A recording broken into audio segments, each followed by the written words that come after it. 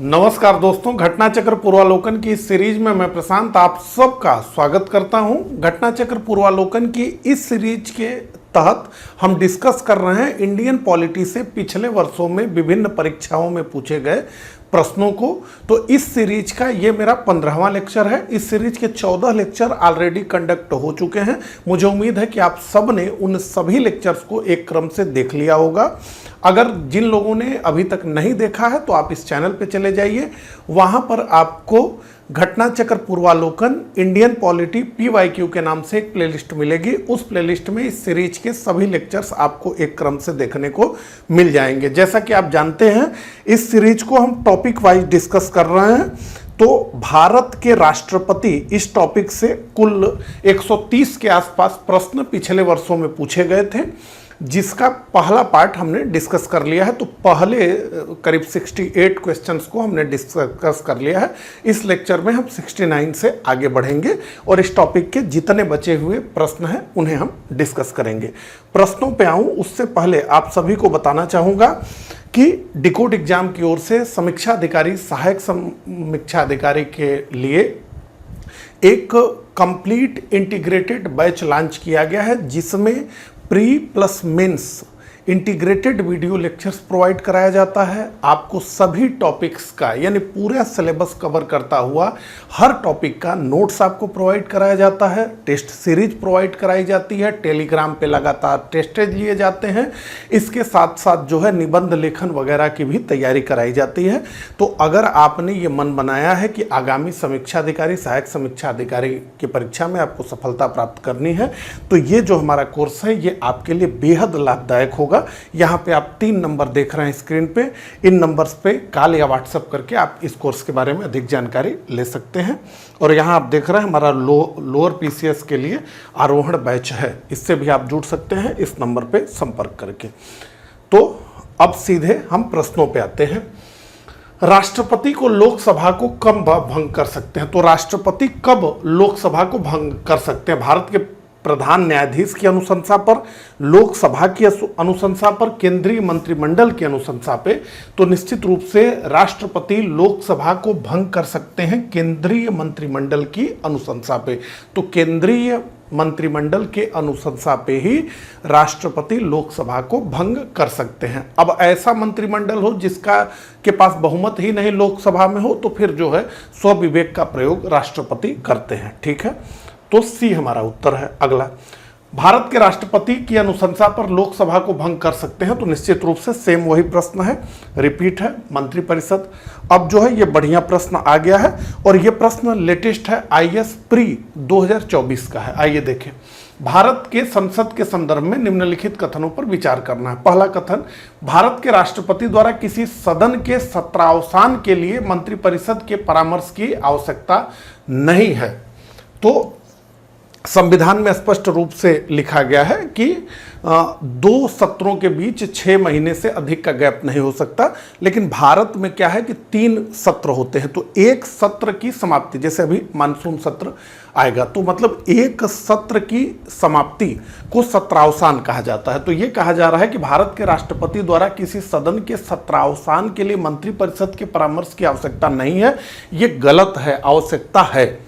दूसरा, सदन का सत्रावसान सामान्यतः सदन के अनिश्चित काल के लिए स्थगित होने के पश्चात किया जाता है। तो यही होता है सामान्यतः कि अध्यक्ष या सभापति, राज्यसभा के सेंस में सभापति, अनिश्चित काल के लिए पहले स्थगित करते हैं सत्र को और उसके बाद जो है सत्रावसान जो है भारत के राष्ट्रपति करते हैं। ठीक है, तो सदन का सत्रावसान सामान्यतः सदन के निश्चित काल के स्थगित होने के पश्चात किया जाता है, किंतु भारत के राष्ट्रपति द्वारा उस सदन का सत्रावसान करने पर कोई वर्जन नहीं जो सत्र में है। तो ये सही है।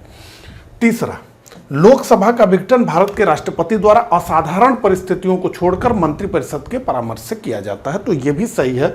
तो ऐसे में 2 और 3 सही हैं, तो हमारा सही उत्तर होगा C। आइए एक एक टॉपिक को ठीक प्रकार से समझ लीजिए। पहला कथन गलत है। भारतीय संविधान के अनुच्छेद 74 के अनुसार राष्ट्रपति अपने कार्यों का निर्वहन प्रधानमंत्री के नेतृत्व वाली मंत्रिपरिषद की सलाह पर काम करते हैं। यही स्पष्ट रूप से संवैधानिक व्यवस्था है। तो संसद का सत्रावसान करने के लिए भी राष्ट्रपति को मंत्रिपरिषद की सलाह की आवश्यकता होती है। ये कार्य वो अपने विवेक से नहीं करते हैं। दूसरा, सामान्य प्रक्रिया यह है कि जब संसद का काम पूरा हो जाता है, यानी एक सत्र पूरा हो जाता है, तो पीठासीन अधिकारी, लोकसभा में है तो अध्यक्ष, राज्यसभा में है तो सभापति, सदन को अनिश्चित काल के लिए स्थगित करते हैं। उसके कुछ दिन के बाद राष्ट्रपति सत्रावसान की अधिसूचना जारी करते हैं। हालांकि संविधान में ऐसा कोई प्रावधान या रोक नहीं है जो राष्ट्रपति को चालू सत्र के बीच में किसी सदन का सत्रावसान करने से रोकता हो। तीसरा, भारतीय संविधान के अनुच्छेद 85(2) के तहत राष्ट्रपति लोकसभा का विघटन करते हैं, जो सामान्यतः मंत्रिपरिषद की सलाह पर करते हैं। असाधारण परिस्थिति वे होती है जब सत्तारूढ़ दल या गठबंधन लोकसभा में अपना बहुमत खो देता है, यानी मंत्रिपरिषद के पास बहुमत ही नहीं है लोकसभा में। ऐसे में राष्ट्रपति उस मंत्रिपरिषद की विघटन की सलाह मानने के लिए बाध्य नहीं है, वहां वो स्वविवेक का प्रयोग कर सकते हैं। ठीक है, चलिए, लोकसभा और राज्यसभा की संयुक्त बैठक किसके द्वारा आहूत की जाती है? तो देखिए, संविधान में ये प्रावधान किया गया है केवल साधारण विधेयक के लिए, संविधान संशोधन विधेयक के लिए नहीं, साधारण विधेयक के लिए।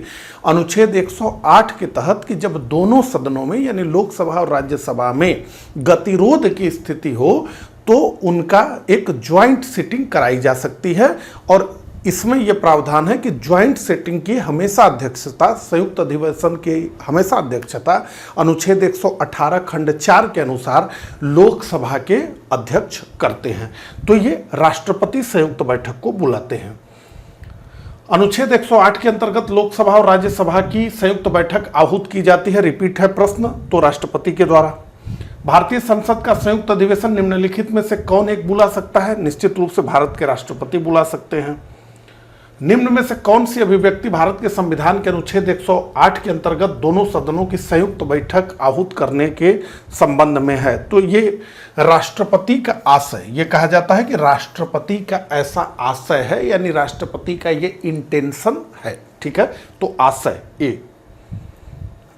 फिर से जो है देखिए 2020 MPPCS का ये प्रश्न है, और उसके बाद अब अगला प्रश्न देखिए 21 में सेम प्रश्न ये रिपीट हो गया है। ए, भारत के राष्ट्रपति से संबंधित निम्नलिखित कथनों में कौन सा एक सही नहीं है? आइए देखें। तो वह संसद का एक संगठन भाग है, तो निश्चित रूप से राष्ट्रपति संसद के एक भाग है। संसद जब हम कहते हैं तो उसका अर्थ यह होता है कि लोकसभा, राज्यसभा और भारत के राष्ट्रपति, वह दोनों सदनों में चर्चा में भाग लेता है। तो देखिए, संसद के अभिन्न अंग हैं भारत के राष्ट्रपति, लेकिन वो संसद के सदस्य नहीं होते, तो ऐसे में वो दोनों सदनों में चर्चा में भाग नहीं लेते हैं। ठीक है, और वह प्रत्येक वर्ष दोनों सदनों की संयुक्त बैठक को संबोधित करते हैं।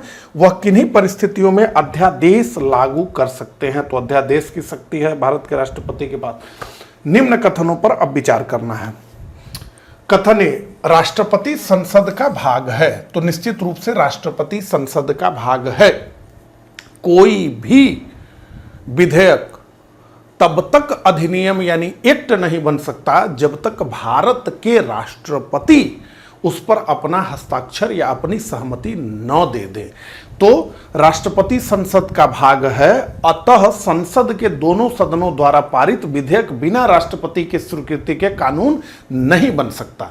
तो ये पूरा वाक्य आपको ठीक प्रकार से समझ आ रहा है। अब इसी को उलट करके हम देखते हैं। क्या संसद के दोनों सदनों द्वारा पारित विधेयक बिना राष्ट्रपति की स्वीकृति के कानून नहीं बन सकता, क्योंकि राष्ट्रपति संसद का भाग है? तो अब जैसे ही क्योंकि जोड़े आपने, तो आपको क्या पता चला कि ए और आर तो दोनों सही हैं। अब समझने वाली बात यह है कि आर ए सही का सही स्पष्टीकरण है। यही तो नहीं समझ में आता है ना कि सही स्पष्टीकरण है या नहीं है। तथ्य तो हमें पता चल जाते हैं कि तथ्य सही है कि नहीं, कथन सही है कि नहीं, कारण सही है कि नहीं। अब जब दोनों सही हो जाते हैं तो यह नहीं समझ में आता है कि सही स्पष्टीकरण है अथवा सही स्पष्टीकरण नहीं है। तो आपको हमेशा वाक्य को जोड़ करके समझना है। देखिए फिर से करता हूं, पर मैं इस बार कारण को ही पढ़ता हूं। संसद के दोनों सदनों द्वारा पारित विधेयक बिना राष्ट्रपति की स्वीकृति के कानून नहीं बन सकता। ये क्या है? ये शक्ति है राष्ट्रपति की, और ये शक्ति कहां से प्राप्त हो रही है? तो अब आगे, क्योंकि राष्ट्रपति संसद का भाग है, तो संसद का भाग होने का अर्थ यही है ना कि बिना जो है दोनों सदनों से पारित कोई विधेयक बिना राष्ट्रपति के स्वीकृति के विधेयक जो है अधिनियम नहीं बनता। अगला, एक विधेयक जो संसद में प्रस्तुत किया जाता है कौन सी क्रिया के बाद अधिनियम बन जाता है? तो जब राष्ट्रपति उसे अपनी सहमति दे देता है। अनुच्छेद 111 के तहत किसी विधेयक को, संविधान संशोधन विधेयक के संबंध में तो भारत के राष्ट्रपति के पास शक्ति नहीं है, उनको आंख बंद करना है, उस पर अपनी सहमति दे देना है। लेकिन साधारण विधेयक के तहत अनुच्छेद 111 के तहत राष्ट्रपति अनुमति दे सकता है, अनुमति रोक सकता है, पुनर्विचार के लिए लौटा सकता है। ठीक है, तो बी हमारा उत्तर होगा। अगला प्रश्न आ गया, भारत के राष्ट्रपति ने जिस एकमात्र मामले में अपने वीटो शक्ति का प्रयोग किया वह था, तो वीटो शक्ति का प्रयोग किया एब्सोल्यूट वीटो पेप्सू विनियोग विधेयक 1954 पर भारत के प्रथम राष्ट्रपति डॉक्टर राजेंद्र प्रसाद ने। तो बी हमारा उत्तर होगा। अगला, निम्न में से किस राष्ट्रपति ने एक शक्ति का प्रयोग किया था जिसे संवैधानिक शब्दावली में जेबी निषेधाधिकार वीटो कहते हैं? पॉकेट वीटो की बात हो रही है। तो उत्तर है ज्ञानी जेल सिंह। तो ज्ञानी जेल सिंह ने भारतीय डाकघर विधेयक 1986 पे पॉकेट वीटो का प्रयोग किया था, यानी कुछ न तो उसे लौटाया, न रोका, न पुनर्विचार के लिए, बस सीधे पॉकेट में रख करके भूल गए। तो सी हमारा उत्तर है। अब जो है अगला, जब कोई विधेयक संसद के दोनों सदनों द्वारा पारित कर दिया गया है तो निम्नलिखित में से किसको उस विधेयक पर अनुमति रोकने का अधिकार प्राप्त है? तो निश्चित रूप से भारत के राष्ट्रपति को। अब निम्नलिखित में से कौन सी राष्ट्रपति की स्वविवेकी शक्तियां हैं? अब देखिए, मतलब ऐसी शक्ति जिसका प्रयोग राष्ट्रपति स्वयं से कर सके, केंद्रीय मंत्रिपरिषद से सलाह लेने की उसको आवश्यकता न हो। ठीक है, आइए देखें। तो विधेयक को आपत्तियों सहित वापस भेज देना, विधेयक को रोक कर रखना, क्षमा प्रदान करना, यह भी स्वविवेकी नहीं है, संयुक्त अधिवेशन की अधिसूचना यह भी नहीं है, संसद को संदेश भेजना। ठीक है, तो 2, 3 और 6 यही स्वविवेकी शक्ति है भारत के राष्ट्रपति की। अगला, निम्न में से किस विषय पर राष्ट्रपति के लिए मंत्रिपरिषद से सलाह लेना आवश्यक नहीं है? तो राजदूतों की नियुक्ति, विधेयकों पर स्वीकृति देना, ये बी हमारा उत्तर है। इसके लिए अनुमति नहीं चाहिए, नहीं तो अनुमति अगर इसके लिए भी चाहिए तो फिर मतलब ही क्या निकला जो है। संविधान के अनुसार इनमें से राष्ट्रपति की विधायी शक्ति कौन सी है? तो संसद का सत्र आहूत करना, संसद का सत्रावसान करना, संसद की बैठक स्थगित करना, ये भी मोटे तौर पे विधायी शक्ति की तरफ ही आते हैं। लेकिन अध्यादेश जारी करना ये सबसे उपयुक्त होगा कि भारत के राष्ट्रपति को अनुच्छेद 123 के तहत अध्यादेश जारी करने की शक्ति है। जब सदन के दोनों या कोई एक संसद के दोनों या कोई एक सदन सत्र में न हो तो भारत के राष्ट्रपति जो है अध्यादेश जारी कर सकते हैं, और इस अध्यादेश की शक्ति वही होती है जो संसद द्वारा कानून निर्माण करके कानून बनता है, वही शक्ति होती है। तो इमरजेंसी के लिए ये व्यवस्था संविधान में दी गई है कि भाई राष्ट्रपति को ये अधिकार होगा। ठीक है, अब छत्तीसगढ़ पीसीएस प्री 2017 का प्रश्न है, बहुत बड़ा प्रश्न आ गया। निम्नांकित में से कौन सी राष्ट्रपति की स्वविवेक की शक्तियां हैं? तो बहुमत दल के नेता को प्रधानमंत्री नियुक्त करना, अब ये स्वविवेक की शक्ति नहीं है राष्ट्रपति की, अब तो जो बहुमत दल का नेता होगा उसी को ही इनको करना पड़ेगा। संसद का अधिवेशन बुलाना, तो किसी विधेयक को आपत्तियों सहित संसद के पास वापस भेजना, मंत्रिपरिषद के सदस्यों की नियुक्ति, राज्यपाल द्वारा भेजे गए विधेयक पर स्वीकृति देना और किसी विधेयक को रोक कर रखना 6, और किसी विषय से संबंधित जानकारी के लिए प्रधानमंत्री से कहना, यह अधिकारिता है भारत के राष्ट्रपति की, और किसी परामर्श पर मंत्रिपरिषद से पुनर्विचार हेतु कहना। तो 3, 6, 7, 8 ये डी हमारा इसका उत्तर होगा।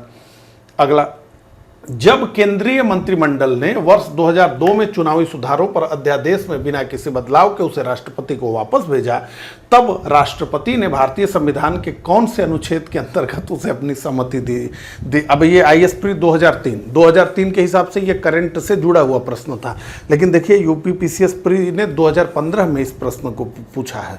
ठीक है, तो निश्चित रूप से अनुच्छेद 123 जो अध्यादेश की शक्ति है राष्ट्रपति की, उसी की बात हो रही है। संविधान के किस अनुच्छेद के अंतर्गत भारत के राष्ट्रपति को अध्यादेश जारी करने की शक्ति प्राप्त है? तो निश्चित रूप से अनुच्छेद 123। राष्ट्रपति द्वारा अध्यादेश लाए जाने की शक्ति के संदर्भ में निम्नलिखित में से कौन सा कथन सही नहीं है? तुरंत मार्क करना है कि नहीं है पूछा जा रहा है, ठीक है। तो 3 सही है, 1 गलत है। अब उत्तराखंड पीसीएस प्री 2024 का प्रश्न है, तो लेटेस्ट प्रश्न है, आइए देखिए। यह संसद की विधायी शक्तियों से जुड़ा है, अनुच्छेद 123 में इसका उल्लेख है। संसद के सत्र के दोबारा शुरू होने के 6 सप्ताह बाद यह निष्प्रभावी हो जाएगा, ये सब सही है।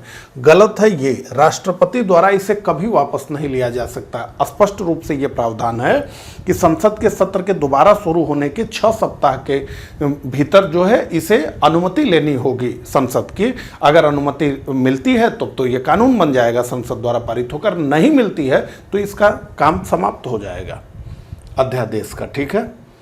अब जो है अगला, राष्ट्रपति द्वारा जारी एक अध्यादेश संसद के सत्र शुरू होने के बाद कितने समय तक रखा जाना आवश्यक है?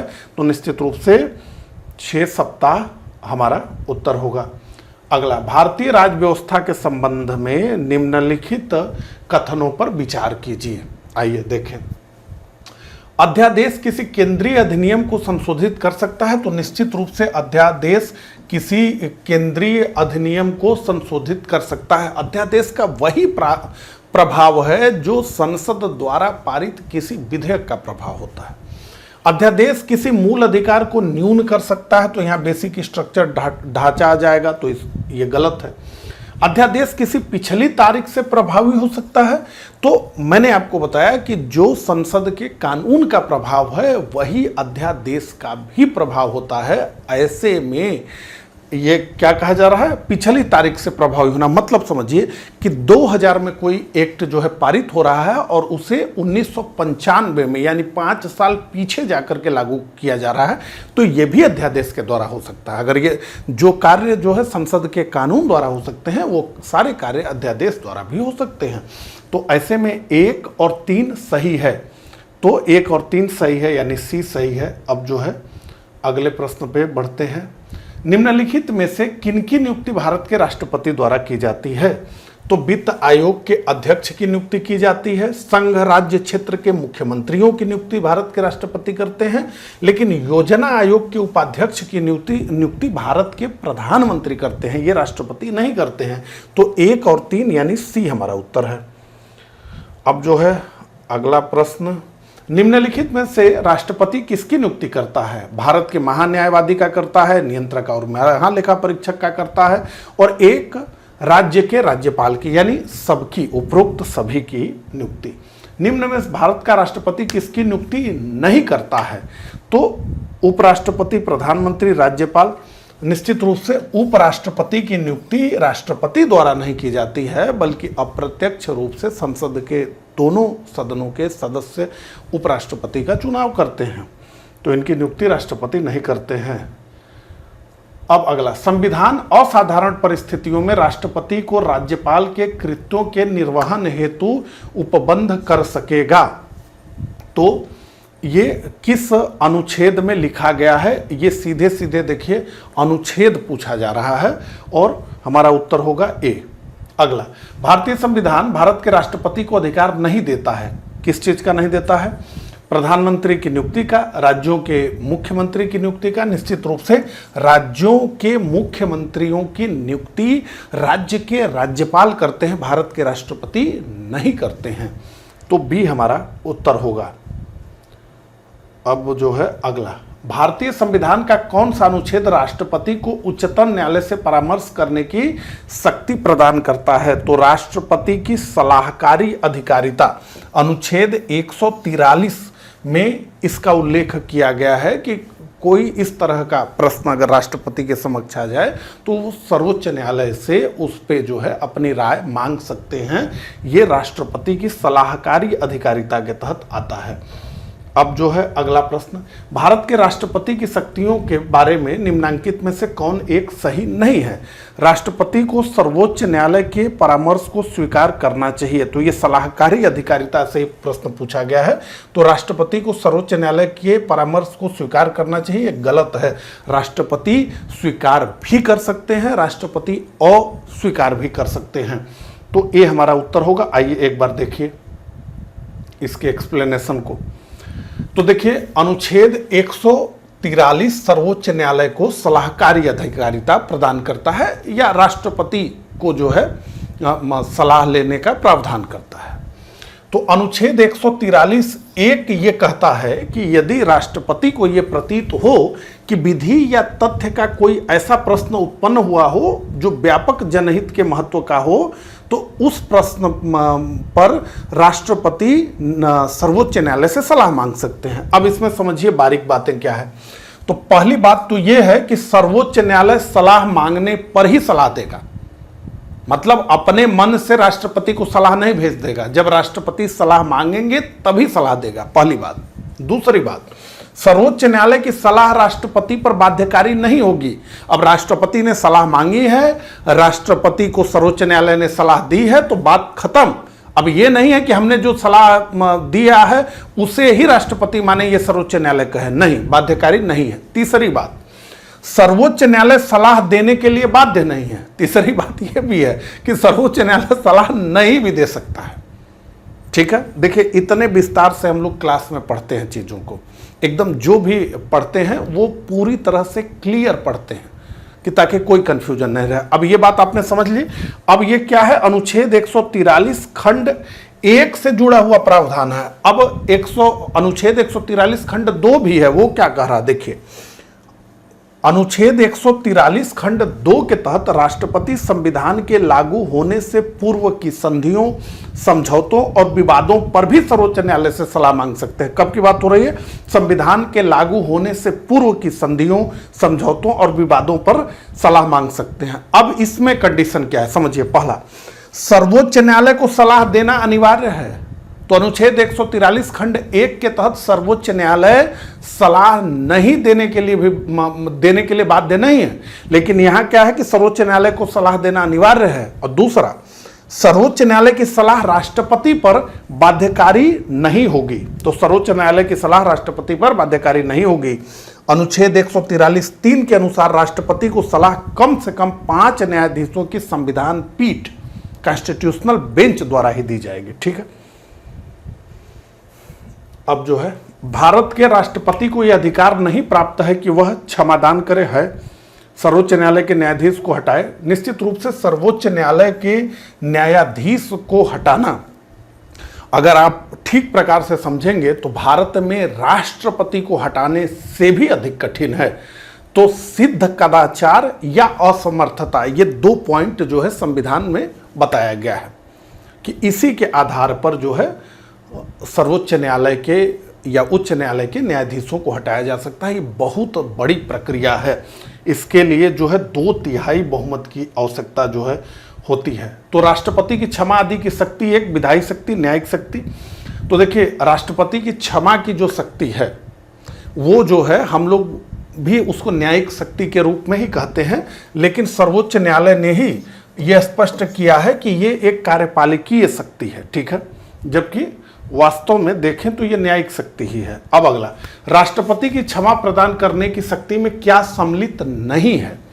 तो क्षमा है, लघुकरण है, परिहार है, विराम है, प्रविलंब है, रोक और निरंतरता ये नहीं है। तो पूछा जा रहा है क्या सम्मिलित नहीं है, तो 6 और 7 सम्मिलित नहीं है। आइए इन शब्दों को ठीक प्रकार से समझ लीजिए। क्षमा का क्या मतलब है? तो अनुच्छेद 72 के तहत राष्ट्रपति किसी अपराध के लिए दोष सिद्ध व्यक्ति के दंड को क्षमा कर सकता है, अथवा प्रविलंब कर सकता है, परिहार कर सकता है, विराम कर सकता है, लघुकरण कर सकता है। सबको समझ लीजिए क्या है क्षमा। मतलब दंड से पूर्ण मुक्ति, यानी दंड से पूर्ण मुक्ति। और क्लियरिफिकेशन के लिए बताऊं, जैसे कोई अपराध किया ही ना हो, एकदम निर्दोष वाली स्थिति, इसको कहते हैं क्षमा हो गया। फिर प्रविलंब हुआ, तो विशेष रूप से मृत्यु दंड के क्रियान्वयन को अस्थायी रूप से स्थगित करना। तो विशेष रूप से मृत्यु दंड के क्रियान्वयन को अस्थायी रूप से स्थगित करना। यानी मान लीजिए किसी महिला को मृत्यु दंड दिया गया, हो सकता है वो गर्भवती हो, उसके कारण जो है तो अपराध महिला ने किया, उसके बच्चे ने तो नहीं किया है। तो या फिर यह हो सकता है कि किसी को मृत्यु दंड हो गई हो और कोई नया तथ्य मामले में आ गया है जो मजबूत है, जिसमें न्यायालय को यह लग रहा है कि ये व्यक्ति जो है हो सकता है कि फांसी की सजा न पाए इस तथ्य के अन्वेषण के बाद, तो यह कहा जा सकता है कि भैया कुछ समय के लिए। अब अगला परिहार, दंड की प्रकृति में परिवर्तन किए बिना दंड की मात्रा में कमी करना। जैसे 5 वर्ष कठोर कारावास की जगह 2 वर्ष कठोर कारावास। तो दंड की प्रकृति क्या है? कठोर कारावास। और दंड की मात्रा क्या है? 5 वर्ष। तो मात्रा में कमी हो जाए, 5 से 2 वर्ष हो जाए, लेकिन रहे कठोर कारावास ही। तो यह है परिहार। लघुकरण क्या है? दंड के स्वरूप यानी प्रकृति को बदलकर उसे हल्के दंड में परिवर्तित करना। जैसे मृत्यु दंड को आजीवन कारावास में बदलना या कठोर कारावास को साधारण कारावास में बदलना। और विराम, ये क्या है? किसी विशेष कारण से दंड की मात्रा को कम करना, जैसे गर्भवती महिला के मृत्यु दंड को साधारण दंड में बदल देना। ठीक है, ये समझ में आ गया। अब गर्भवती का मतलब यह है कि बच्चा पैदा केवल वही नहीं ना है, बच्चा पैदा होगा तो उसको पालना भी होगा, माँ को, उसको दूध भी पिलाना पड़ेगा। तो भारत के राष्ट्रपति की क्षमादान की शक्ति किस अनुच्छेद से प्राप्त होती है? तो अनुच्छेद 72। भारत के राष्ट्रपति की क्षमा प्रदान करने की शक्ति के बारे में निम्नलिखित कथनों पर विचार कीजिए। अब ये IAS प्री 2025 का प्रश्न है, यानी बिल्कुल लेटेस्ट है। आइए देखें। तो राष्ट्रपति द्वारा इस शक्ति का प्रयोग सीमित न्यायिक पुनर्विलोकन के अधीन लाया जा सकता है। तो स्पष्ट रूप से केहर सिंह वाले मामले में स्पष्ट किया गया कि जो क्षमादान की शक्ति है राष्ट्रपति की, असल में वो भी न्यायिक समीक्षा के दायरे में है, उसकी भी न्यायिक समीक्षा की जा सकती है।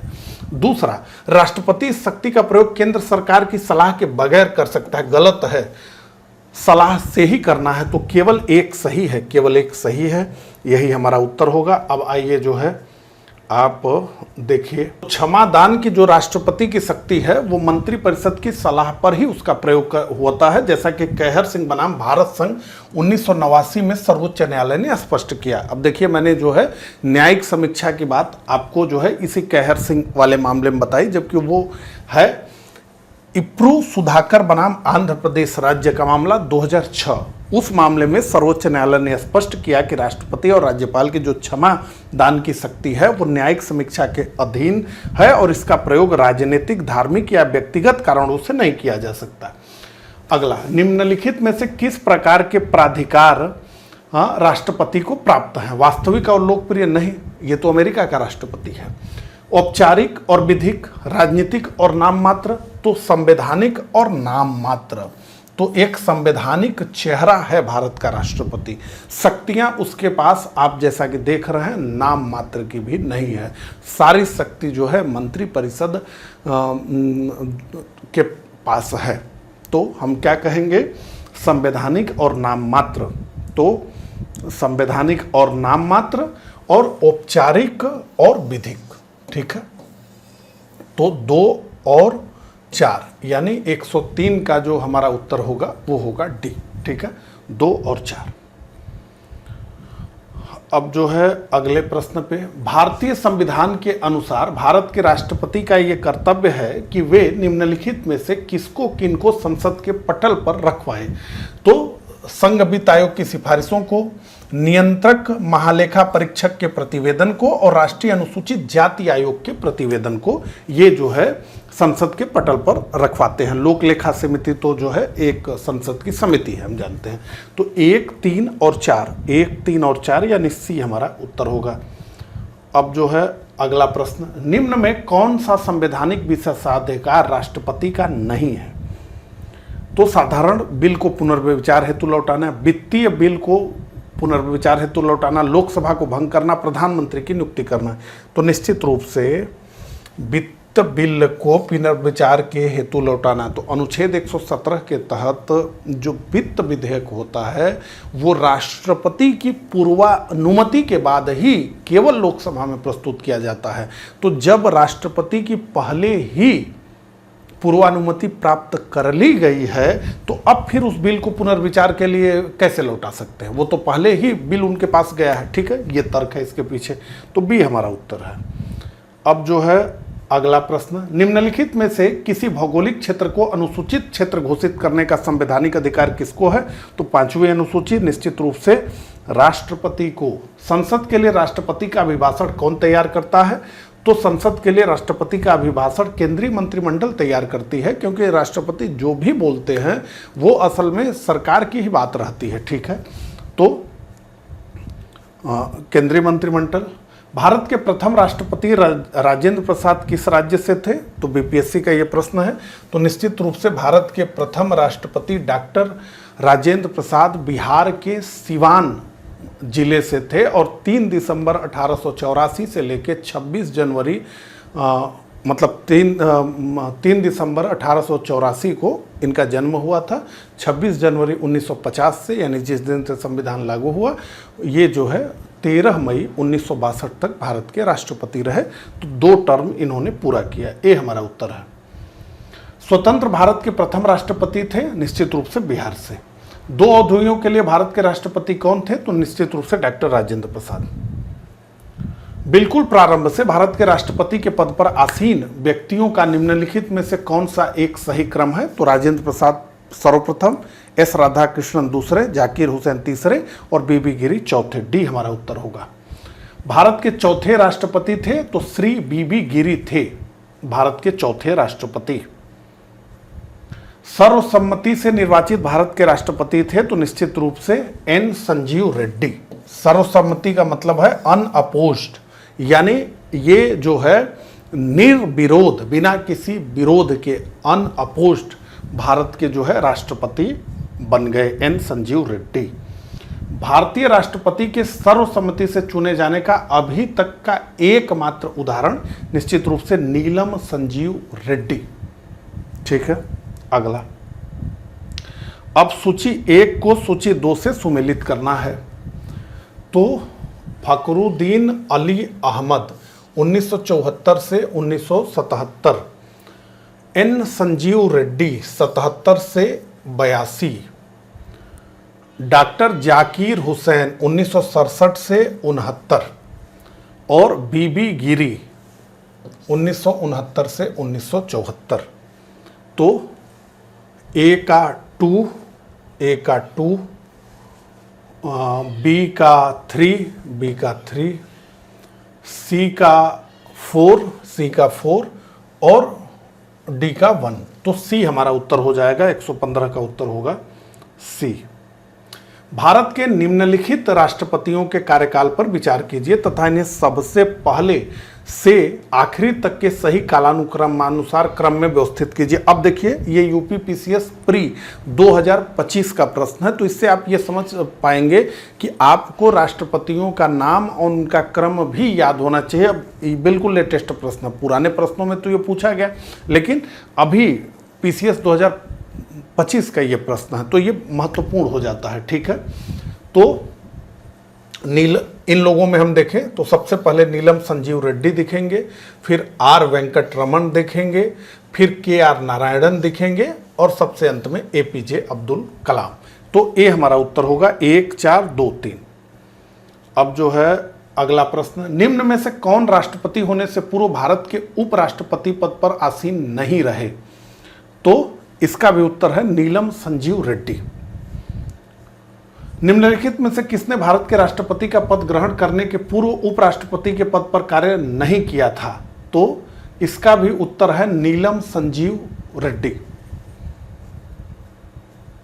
निम्नलिखित में से कौन से भारतीय राष्ट्रपति लोकसभा के अध्यक्ष भी रहे? तो इसका भी उत्तर है नीलम संजीव रेड्डी। 2 बार ये लोकसभा के अध्यक्ष रहे। निम्नलिखित में से कौन राष्ट्रपति बनने से पूर्व लोकसभा अध्यक्ष रहे? निश्चित रूप से नीलम संजीव रेड्डी। सी। निम्नलिखित भारत के राष्ट्रपतियों में कौन दार्शनिक राजा अथवा दार्शनिक शासक कहा गया? तो निश्चित रूप से ए डॉक्टर राधाकृष्णन को ये कहा गया। भारत के निम्नलिखित राष्ट्रपतियों में कौन ट्रेड यूनियन आंदोलन से जुड़े हुए थे? तो निश्चित रूप से ट्रेड यूनियन आंदोलन से जुड़े हुए थे बीबी गिरी। तो 122 का जो हमारा उत्तर होगा वो है ए। चौथे राष्ट्रपति थे ये भारत के। अब जो है भारत के किस राष्ट्रपति को मिसाइल मैन की संज्ञा दी जाती है? तो निश्चित रूप से डॉक्टर एपीजे अब्दुल कलाम। भारत के निम्न मुख्य न्यायाधीशों में किस एक ने राष्ट्रपति के रूप में कार्य किया था? तो ये थे जस्टिस एम हिदायतुल्लाह। ठीक है, तो नियम ये है कि राष्ट्रपति हटेंगे तो उपराष्ट्रपति आएंगे, अगर उपराष्ट्रपति न उपलब्ध हैं तो सर्वोच्च न्यायालय के मुख्य न्यायाधीश आएंगे, तो उसी के तहत ये आए थे कार्यवाहक के रूप में। अब जो है अगला प्रश्न, निम्न में कौन असंगत है? डॉक्टर राजेंद्र प्रसाद, राधाकृष्णन, जाकिर हुसैन। तो निश्चित रूप से जवाहरलाल नेहरू प्रधानमंत्री थे, बाकी लोग राष्ट्रपति, यही असंगत है। श्रीमती प्रतिभा पाटिल का भारतीय गणतंत्र के राष्ट्रपति के रूप में क्या क्रम है? तो 12वां क्रम है और ये भारत की पहली महिला राष्ट्रपति हैं। थी भारत के पूर्व राष्ट्रपतियों में निम्नलिखित में से कौन बिहार का राज्यपाल रह चुका था? तो निश्चित रूप से डॉक्टर जाकिर हुसैन। 127 का जो हमारा उत्तर होगा वो सी होगा। ठीक है, निम्न में से कौन से राष्ट्रपति सर्वोच्च न्यायालय में उपस्थित हुए थे जब सर्वोच्च न्यायालय राष्ट्रपति के निर्वाचन विवाद की सुनवाई कर रहा था? तो ये बीबी गिरी का मामला है और ये मतलब बात हुआ था कि चुनाव में भ्रष्ट आचरण का मामला था, तो बीबी गिरी हमारा उत्तर होगा। अब जो है भारत के राष्ट्रपतियों से जो प्रश्न पूछे जाते हैं ऐसे तथ्यात्मक, इसका स्क्रीनशॉट आप ले लीजिए, मैं एक बार पढ़ता हूँ। तो भारत में अब तक 16 बार राष्ट्रपति का चुनाव हो चुका है। वर्तमान जो राष्ट्रपति हैं द्रौपदी मुर्मू भारत की 15वीं राष्ट्रपति हैं। भारत के पहले राष्ट्रपति डॉक्टर राजेंद्र प्रसाद थे जो 1950 से 1962 तक 2 कार्यकाल उन्होंने पूरा किया। वे अब तक एकमात्र राष्ट्रपति हैं जिन्होंने 2 कार्यकाल पूरा किया। राष्ट्रपति के रूप में सबसे लंबा कार्यकाल डॉक्टर राजेंद्र प्रसाद का और सबसे छोटा डॉक्टर जाकिर हुसैन का। डॉक्टर जाकिर हुसैन भारत के प्रथम मुस्लिम राष्ट्रपति थे। के.आर. नारायण पहले दलित राष्ट्रपति थे, जबकि ज्ञानी जेल सिंह पहले सिख राष्ट्रपति थे। डॉक्टर एपीजे अब्दुल कलाम प्रथम वैज्ञानिक राष्ट्रपति थे जिनको मिसाइल मैन कहा जाता है। प्रतिभा देवी सिंह पाटिल भारत की पहली महिला राष्ट्रपति थी 2007 से लेके 2012। भारत की वर्तमान राष्ट्रपति द्रौपदी मुर्मू भारत की पहली आदिवासी महिला राष्ट्रपति हैं। भारत के 2 राष्ट्रपतियों डॉक्टर जाकिर हुसैन और फखरुद्दीन अली अहमद का निधन उनके कार्यकाल के दौरान हुआ। बीबी गिरी भारत के एकमात्र राष्ट्रपति हैं जिन्हें द्वितीय वरीयता की मतगणना में विजय मिली और सब लोग प्रथम मतगणना में जीत जाते हैं। उन्हें अब तक का सबसे कम वोट प्रतिशत मिला है। बीबी गिरी 2 बार अखिल भारतीय ट्रेड यूनियन कांग्रेस के अध्यक्ष भी रहे। नीलम संजीव रेड्डी भारत के एकमात्र राष्ट्रपति हैं जो निर्विरोध निर्वाचित हुए और वे 2 बार लोकसभा के अध्यक्ष भी रहे। भारत के दूसरे राष्ट्रपति डॉक्टर सर्वपल्ली राधाकृष्णन को दार्शनिक राष्ट्रपति कहा जाता है और उनकी स्मृति में ही 5 सितंबर को शिक्षक दिवस मनाया जाता है। एम हिदायतुल्लाह भारत के एकमात्र ऐसे मुख्य न्यायाधीश रहे हैं जिन्होंने कार्यवाहक राष्ट्रपति के रूप में 1969 में भारत के राष्ट्रपति का दायित्व निभाया। अब तक भारत के 6 राष्ट्रपतियों को देश के सर्वोच्च नागरिक सम्मान भारत रत्न से सम्मानित किया गया है। राष्ट्रपति के चुनाव में 2 रंगों के मतपत्रों का प्रयोग होता है, संसद के सदस्यों के लिए हरा और विधानसभा के सदस्यों के लिए गुलाबी। अब तक किसी राष्ट्रपति के विरुद्ध अनुच्छेद 61 के तहत महाभियोग की प्रक्रिया नहीं चलाई गई है। अब अंतिम प्रश्न आ गया, राष्ट्रपति भवन को डिजाइन किया है तो एडविन लुटियंस ने, इसीलिए लुटियंस दिल्ली कहा जाता है। वो पूरा जो इलाका है वो पूरे का आर्किटेक्ट वही रहे। ठीक है, तो इस प्रकार से इस लेक्चर में भारत के राष्ट्रपति से संबंधित प्रश्नों को हमने डिस्कस किया। मुझे कमेंट करके जरूर बताइएगा कि मेरा ये प्रयास आपको कैसा लगा। मिलता हूँ इसी तरह के अगले लेक्चर में, तब तक के लिए आप सभी को नमस्कार, धन्यवाद।